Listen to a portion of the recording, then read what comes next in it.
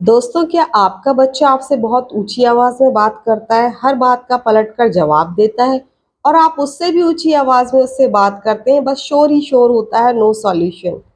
कहीं आपका बच्चा 12-13 साल का नहीं तो नहीं और आप उससे उम्मीद करते हैं कि वो समझे आपकी बात को, तो यहाँ समझना आपको है, क्योंकि ये वो समय है जिसमें वो अपने बाहरी और आंतरिक शारीरिक परिवर्तन के कारण खुद कंफ्यूज है और आप इरिटेट होते हैं कि ये मुझे क्यों नहीं समझ रहा है। कभी कभी आप डाउट करते हैं अपनी परवरिश पे कि कहाँ हम गलत हो रहे हैं, ये हमसे क्यों नहीं संभल रहा है। आपको समझना है और उसको भी समझाना है कि बेटा काम हो जा।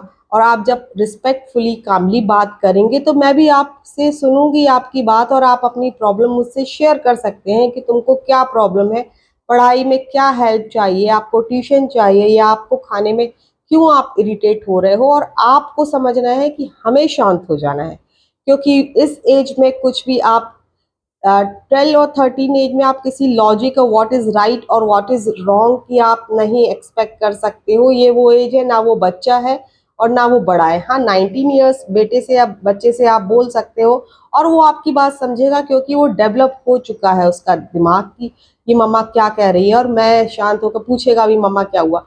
बट ये जो छोटा बच्चा है ना, वो छोटा रहा ना बड़ा, जो 12 और 13 है, उसको आपको पूरा रेगुलेट करनी है उसकी दिनचर्या और आपको संभालना है उसको। और आपको एक और बात ध्यान रखनी है कि घर में कोई उसको ऊंची तरीके से बात तो नहीं करता, क्योंकि ये बच्चे कॉपी करते हैं बिहेवियर कि मैं जोर से बोलूंगा तो सब मेरी बात सुनेंगे, या मैं जब जोर से बोलूंगा तब ये मेरी बात सुनी जाएगी। वो अटेंशन सीख करते हैं जोर से अपनी बात मनवाने के लिए।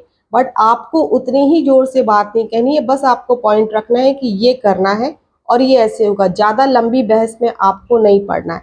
बट फिर भी मैं आपको कहूँगी कि इस टाइम पे आप बच्चे का ग्रोथ का और उसका मेंटल ग्रोथ का भी बहुत ध्यान आपको रखना है, क्योंकि ये वो फेज़ है कि जो उसको सबसे ज़्यादा सपोर्ट की ज़रूरत होती है। बस ये 1-2 साल आपने निकाल लिए बच्चे के, तो उसका जो व्यक्तित्व का निर्माण होता है वो अलग ही होता है और वो कूल और काम हो जाएगा बाद में। बट ये वाला जो समय आपको, हर एक पेरेंट्स के लिए ये बहुत टफ टाइम होता है, तो कोशिश करिए कि उसको किसी, उसकी जो एनर्जी है उसको चैनलाइज करिए कि जिसमें भी उसको है, प्लेइंग में या क्रिकेट खेलना चाहता है या आर्ट एंड क्राफ्ट में है, म्यूजिक में आप गिटार या कुछ भी, ताकि बच्चा ऑल टाइम बिजी रहे और स्लीप टाइम उसका ज़्यादा हो, ताकि बच्चे को ज़्यादा टाइम ऐसा ना मिले कि पेरेंट्स से बहस हो या लड़े। और पीयर प्रेशर भी बहुत होता है कि अभी तूने क्या ड्रेस पहनी है या तेरी हेयर स्टाइल कैसी है, तो हमको भी उसको ओवर रिएक्ट नहीं करना है। ठीक है, ये टाइम आता है, हमको उसको अच्छे से हैंडल करना है कि बेटा दूसरों की फुटबॉल मत बनो कि यहाँ से किक आया तो आपने ये कर लिया और फिर किसी ने कुछ और बोला तो आप वहाँ चले गए। तो हमको ये भी नहीं बनना है दूसरों का। तो ये आपको बच्चे को समझा के चलना है। और स्क्रीन टाइम भी डेफिनेटली कम करना है, इसके लिए आउटडोर प्लेइंग का ऑप्शन आपके पास हमेशा है। अब पेरेंट्स कैसे मान जाते हैं इस बात के लिए कि 18 के पहले वो अपने बच्चों को फ़ोन देते हैं, एक पेरेंट ने दिया वो एग्जाम्पल देते हैं और आप भी देते हैं, टोटली डिसएग्री करती हूँ। एक 1 और 2 आवर के लिए चलिए ठीक है, गेम खेलने के लिए या होमवर्क या किसी क्लास करने के लिए आप उनको फ़ोन दे सकते हो। बट वेरी सरप्राइज और शॉकिंग कि बच्चों को आजकल फ़ोन दे दिया जा रहा है विथ नेट कि आप दिन भर अपना फ़ोन चलाइए।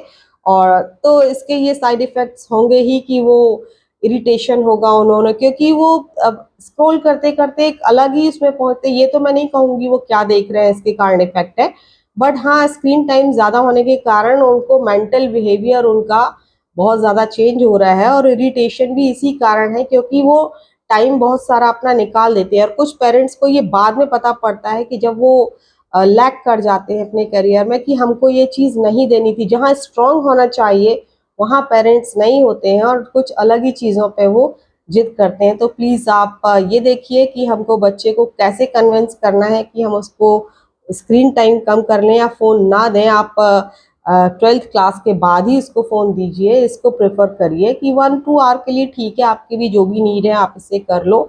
ऐसे हम अपने बच्चों को कन्विंस कर लें तो बहुत ही अच्छा होगा। यदि आपको मेरी बात अच्छी लगी हो तो प्लीज़ लाइक करें और सब्सक्राइब करिए। Thank you.